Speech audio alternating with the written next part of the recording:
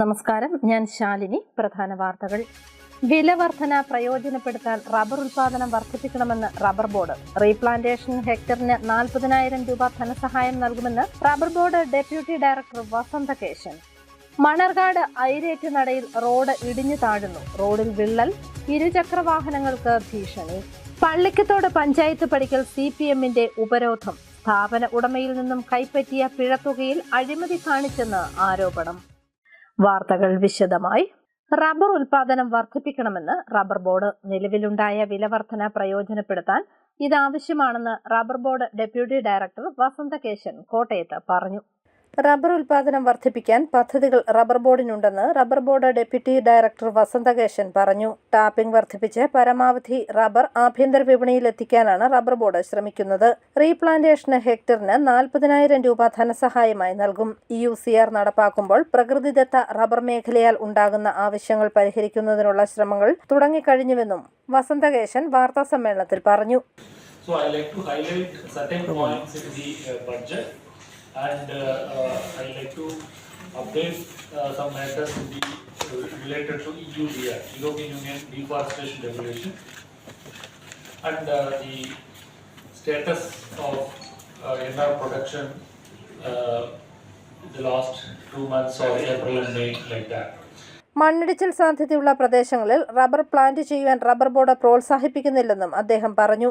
മണ്ണിടിച്ചിൽ സാധ്യതയുള്ള പ്രദേശങ്ങൾ ഏതൊക്കെയാണെന്ന് റബ്ബർ ബോർഡിന്റെ മാപ്പിൽ പറയുന്നുണ്ട്. ഈ മേഖലകളിൽ റബ്ബർ മാത്രമല്ല ഏതു വിളയായാലും കൃഷി ചെയ്യരുതെന്നാണ് റബ്ബർ ബോർഡിന്റെ പോളിസിയെന്നും അദ്ദേഹം പറഞ്ഞു.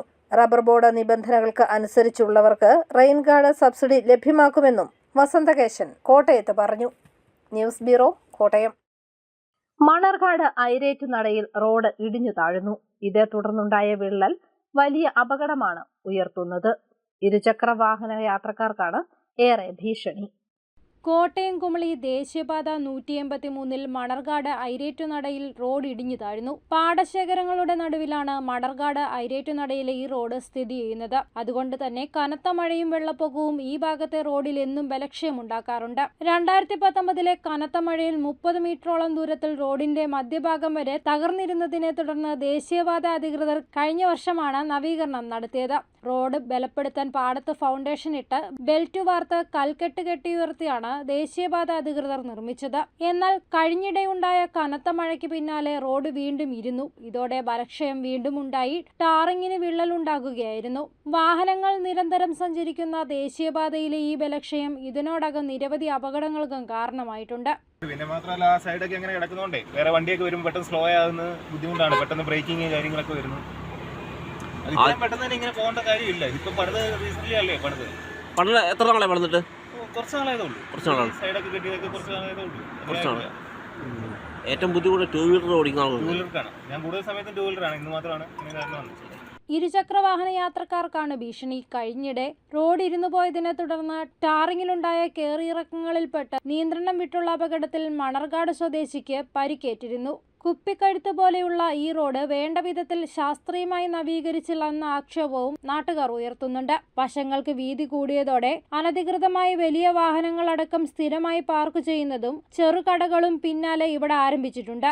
കനത്ത മഴ പെയ്യുമ്പോൾ പാടശേഖരങ്ങളിൽ ഉണ്ടാകുന്ന വെള്ളക്കെട്ട് മൂലമാണ് റോഡ് വീണ്ടും ഇരുന്നു താഴ്ന്നതെന്നും ചൂണ്ടിക്കാണിക്കപ്പെടുന്നുണ്ട്. ഇതിനാൽ അടിയന്തരമായി ഈ ഭാഗത്തെ റോഡിന്റെ അശാസ്ത്രീയത പരിഹരിക്കണമെന്നും നാട്ടുകാരും യാത്രക്കാരും ആവശ്യപ്പെട്ടു. ഇത് വഴി പോയിട്ടാണ് ഇതുപോലെ താഴ്ന്നു കിടന്നിട്ടാണ് അവർ രണ്ടാമത് റീകണ്ടീഷൻ ചെയ്തത്. എങ്കിലും ഇത് താഴ്ന്നു തന്നെയാണ് കിടന്നത്. എന്താ കാരണം എന്നറിയാൻ പറ്റില്ല. ഇത് മണ്ണിൻ്റെ ഉറപ്പാണോ വിലക്കുറവാണോ എന്നറിയാണ്ട് ചോദിക്കേണ്ടിയിരിക്കുന്നു.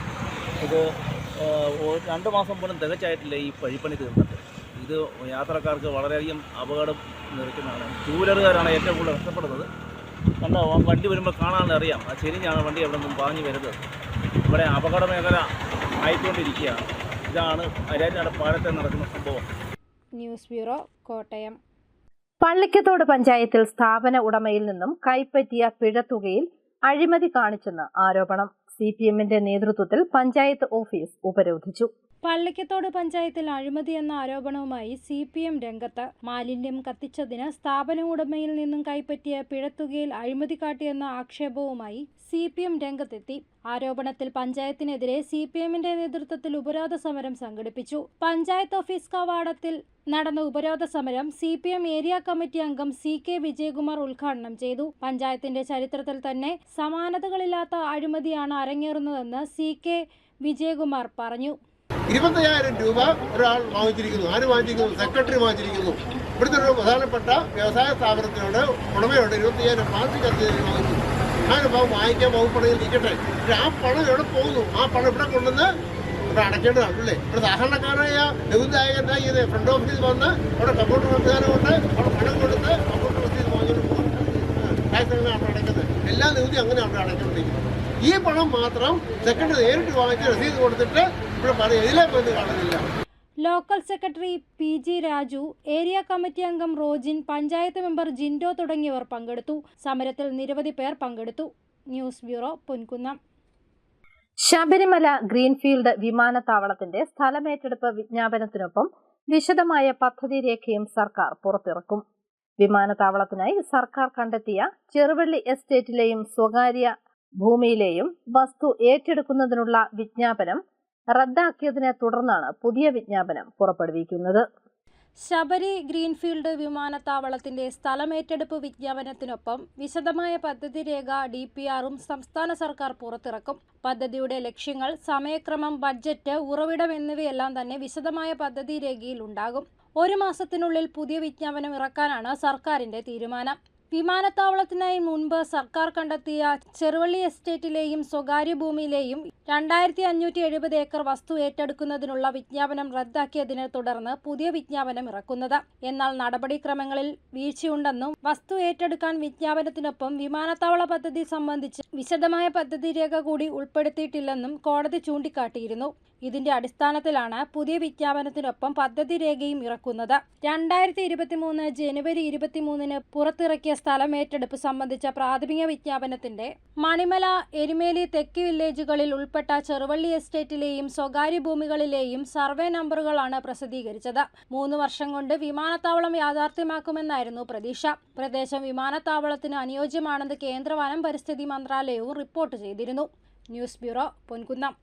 വയനാട്ടിൽ DYFI നിർമ്മിച്ചു നൽകുന്ന വീടുകളുടെ ഫണ്ട് ശേഖരണാർത്ഥം പ്രവർത്തകർ പുതുപ്പള്ളി കവലയിൽ മീൻ കച്ചവടം നടത്തി. നാട്ടുകാരിൽ നിന്നും അകമഴിഞ്ഞ പ്രോത്സാഹനമാണ് ലഭിച്ചത്. വയനാട്ടിൽ DYFIയുടെ നേതൃത്വത്തിൽ ദുരന്തബാധിതർക്കായി 25 വീടുകൾ നിർമ്മിച്ചു നൽകും. ഇതിനുള്ള പണം സ്വരൂപിക്കുന്നതിനായി വിവിധങ്ങളായ ക്യാമ്പയിനുകൾ നാടിന്റെ നാനാഭാഗങ്ങളിൽ നടന്നുവരികയാണ്. ആക്രി സാധനങ്ങൾ ശേഖരിക്കൽ, ബിരിയാണി ചലഞ്ച്, പായസ ചലഞ്ച് എന്നിവയെല്ലാം ധനശേഖരണത്തിന്റെ ഭാഗമായി നടക്കുന്നുണ്ട്. DYFI പുതുപ്പള്ളി മേഖലാ കമ്മിറ്റിയുടെ നേതൃത്വത്തിൽ പുതുപ്പള്ളി കവലയിൽ പച്ചമീൻ കച്ചവടം നടത്തി. 200 കിലോ കിളിമീനാണ് വിൽപ്പനയ്ക്കായി കൊണ്ടുവന്നത്. കിലോയ്ക്ക് 120 രൂപ നിരക്കിലായിരുന്നു കച്ചവടം. ഇതിൽ നിന്ന് ലഭിക്കുന്ന ലാഭവിഹിതം വീടുകൾ വെച്ചു നൽകാനുള്ള ഫണ്ടിലേക്ക് കൈമാറും. ജനങ്ങളിൽ നിന്നും നല്ല പ്രതികരണമാണ് മീൻ തട്ടിന് ലഭിച്ചത്. പ്രവീൺ മോഹൻ, സച്ചിൻ ആറാട്ടുചിറ, ആകാശ് ചന്ദ്രൻ, ബിജിൻ എന്നിവർ നേതൃത്വം നൽകി. News bureau, Pampady. നിധി പോലെ കാത്തു സൂക്ഷിച്ച തന്റെ കുടുക്കയിലെ പണം വയനാട്ടിലെ ദുരിതബാധിതർക്കായി കൈമാറിയ വേദ എന്ന ഉണ്ണിമോളെ ഇനി പരിചയപ്പെടാം. പള്ളിക്കത്തോട് സ്വദേശിനിയാണ് വേദ നായർ. തന്റെ കുഞ്ഞുകുടുക്കയിലെ സമ്പാദ്യം വയനാട്ടിലെ ദുരന്തബാധിതർക്കായി നൽകി മനസ്സിന്റെ നന്മ കാട്ടിയിരിക്കുകയാണ് വേദ എന്ന 2ാം ക്ലാസ്സുകാരി. വിഷുക്കൈനീട്ടമായി കിട്ടിയ സമ്പാദ്യമായ 3475 രൂപയാണ് വേദ ദുരിതാശ്വാസ നിധിയിലേക്ക് നൽകിയത്. പള്ളിക്കത്തോട് വേദത്തിൽ BJP ജില്ലാ സെക്രട്ടറി അഖിൽ രവീന്ദ്രന്റെയും രജനിയുടെയും മകളാണ് ഉണ്ണിമോൾ എന്ന വേദ. അരവിന്ദ വിദ്യാമന്ദിരത്തിലെ 2ാം ക്ലാസ് വിദ്യാർത്ഥിനിയാണ് വേദ. തന്റെ പ്രിയപ്പെട്ട സമ്പാദ്യം സേവാഭാരതിക്കാണ് കൈമാറിയത്. RSS കോട്ടയം വിഭാഗം സേവാ പ്രമുഖ് R രാജേഷ് ഏറ്റുവാങ്ങി. News bureau, Ponkunnam. Pala municipal stadium ഒരു സ്കൂളിന്റെ സ്പോർട്സ് മീറ്റിന് വേദിയായി. Pala saint Thomas higher secondary സ്കൂളിന്റെ സ്പോർട്സ് മീറ്റാണ് ഇവിടെ നടന്നത്. Pala saint Thomas higher secondary സ്കൂളിന്റെ 24-25 വർഷത്തെ school sports meet Pala municipal synthetic track സ്റ്റേഡിയത്തിൽ നടന്നു. മുനിസിപ്പൽ ചെയർമാൻ ഷാജി തുരത്തൻ പതാക ഉയർത്തി മീറ്റ് ഉദ്ഘാടനം ചെയ്തു. വിദ്യാഭ്യാസകാര്യ സ്ഥിരം സമിതി അധ്യക്ഷൻ ബൈജു കലപ്പറമ്പിൽ വിദ്യാർത്ഥികളുടെ മാർച്ച് പാസ്റ്റ് സല്യൂട്ട് സ്വീകരിച്ചു. യോഗത്തിൽ school headmaster father Rejimon Zacharia തെങ്ങുംപള്ളിയിൽ അധ്യക്ഷത വഹിച്ചു. PTA പ്രസിഡന്റ് തോമസ് ബാബു തുടങ്ങിയവർ പ്രസംഗിച്ചു. ഇതാദ്യമായാണ് മുനിസിപ്പൽ സ്റ്റേഡിയത്തിൽ ഒരു സ്കൂൾ സ്പോർട്സ് മീറ്റിലെത്തുന്നത്. കിഡ്സ്, സബ് ജൂനിയർ, ജൂനിയർ വിഭാഗങ്ങളിലായി 600 കുട്ടികൾ 20ഓളം മീറ്റ് ഇനങ്ങളിൽ പങ്കെടുത്തു. അധ്യാപകരായ Toby K Alex, Babu Joseph, father Jomy വരകുകാലപ്പറമ്പിൽ, പ്രിൻസ് സെബാസ്റ്റ്യൻ തുടങ്ങിയവർ നേതൃത്വം നൽകി. കായിക അധ്യാപകരായ തങ്കച്ചൻ മാത്യു, CV അലക്സ് എന്നിവർ മത്സരങ്ങൾ നിയന്ത്രിച്ചു. News bureau, Pala. വയനാട് ദുരന്തത്തിന്റെ പശ്ചാത്തലത്തിൽ മുഖ്യമന്ത്രിയുടെ ദുരിതാശ്വാസ നിധിയിലേക്ക് ജില്ലാ പഞ്ചായത്ത് തനത് ഫണ്ടിൽ നിന്നും 1 കോടി രൂപ നൽകാൻ തീരുമാനിച്ചതായി ജില്ലാ പഞ്ചായത്ത് പ്രസിഡന്റ് KV ബിന്ദു പറഞ്ഞു. കോട്ടയം ജില്ലയിലെ ഉരുൾപൊട്ടൽ, മണ്ണിടിച്ചിൽ ഹോട്ട്സ്പോട്ടുകളായി പരാമർശിച്ചിട്ടുള്ള മൂന്നിലവ്, മേലുകാവ്, തിടനാട്, തീക്കോയി, പൂഞ്ഞാർ തെക്കേക്കര, കൂട്ടിക്കൽ ഗ്രാമപഞ്ചായത്തുകളിൽ ഉരുൾപൊട്ടൽ, മണ്ണിടിച്ചിൽ എന്നിവ ഉണ്ടാകുന്ന സാഹചര്യങ്ങളിൽ ജനങ്ങളെ മാറ്റിപ്പാർപ്പിക്കുന്നതിന് സ്ഥലം ലഭ്യമാകുന്ന മുറയ്ക്ക് ഡിസാസ്റ്റർ ഷെൽട്ടർ നിർമ്മിക്കുമെന്നും ജില്ലാ പഞ്ചായത്ത് പ്രസിഡന്റ് പറഞ്ഞു. അറിയിപ്പ്. തൃക്കൊടിത്താനം ഗവൺമെന്റ് ഹയർ സെക്കൻഡറി സ്കൂളിൽ UP വിഭാഗം ഹിന്ദി അധ്യാപക ഒഴിവിലേക്ക് വെള്ളിയാഴ്ച പകൽ 2:30 സ്കൂളിൽ അഭിമുഖം നടത്തും. താൽപര്യമുള്ളവർ അസൽ സർട്ടിഫിക്കറ്റുകളുമായി ഹാജരാകണം. കേരള സർക്കാർ നിയന്ത്രണത്തിലുള്ള CPASന് കീഴിൽ പ്രവർത്തിക്കുന്ന school of technology and applied സയൻസിൽ വിവിധ കോഴ്സുകളിൽ ഏതാനും സീറ്റുകൾ ഒഴിവുണ്ട്. BSc cyber forensic, BSc computer science, BCA, MCA cyber forensic, MCA എന്നിവയാണ് കോഴ്സുകൾ. SC, ST, OEC, OBC, H വിഭാഗക്കാർക്ക് ഫീസ് ആനുകൂല്യം ലഭ്യമാണ്. വിവരങ്ങൾക്ക് phone 9446404014. Holy family church Ponkunnam മാതൃവേദിയുടെയും വൈദ്യരത്നം ഔഷധശാലയുടെയും പൊൻകുന്നം സൂര്യകാന്തി ആയുർവേദ ആശുപത്രിയുടെയും സംയുക്ത ആഭിമുഖ്യത്തിൽ സൗജന്യ ആയുർവേദ മെഗാ വൈദ്യപരിശോധന ക്യാമ്പും സൗജന്യ ഔഷധ വിതരണവും ജീവിതശൈലി രോഗപ്രതിരോധത്തിൽ യോഗയുടെ പ്രാധാന്യത്തെപ്പറ്റിയുമുള്ള ബോധവൽക്കരണ ക്ലാസും ഓഗസ്റ്റ് 11 ഞായറാഴ്ച 11:30 മുതൽ Ponkunnam holy family church parish ഹാളിൽ വെച്ച് നടത്തപ്പെടുന്നു. ക്യാമ്പിൽ പങ്കെടുക്കാൻ ആഗ്രഹിക്കുന്നവർ മുൻകൂർ രജിസ്റ്റർ ചെയ്യണം. പൊൻകുന്നം KSRTC ബസ് സ്റ്റാൻഡിന് എതിർവശത്തുള്ള സൂര്യകാന്തി ആയുർവേദ ആശുപത്രിയിൽ നടത്താവുന്നതാണ്. വിശദ വിവരങ്ങൾക്കും രജിസ്ട്രേഷനും 9562254445 എന്ന നമ്പറിൽ ബന്ധപ്പെടുക. പ്രധാന വാർത്തകൾ ഒരിക്കൽ കൂടി. വില വർധന പ്രയോജനപ്പെടുത്താൻ റബ്ബർ ഉൽപാദനം വർദ്ധിപ്പിക്കണമെന്ന് റബ്ബർ ബോർഡ്. റീപ്ലാന്റേഷൻ ഹെക്ടറിന് 40,000 രൂപ ധനസഹായം നൽകുമെന്ന് rubber board deputy director Vasanthakesan. Manarcad ഐരേറ്റ് നടയിൽ റോഡ് ഇടിഞ്ഞു താഴുന്നു. റോഡിൽ വിള്ളൽ, ഇരുചക്രവാഹനങ്ങൾക്ക് ഭീഷണി. പള്ളിക്കത്തോട് പഞ്ചായത്ത് പടിക്കൽ CPMന്റെ ഉപരോധം. സ്ഥാപന ഉടമയിൽ നിന്നും കൈപ്പറ്റിയ പിഴത്തുകയിൽ അഴിമതി കാണിച്ചെന്ന് ആരോപണം. ഈ ബുള്ളറ്റിൻ പൂർണ്ണമാകുന്നു. നമസ്കാരം.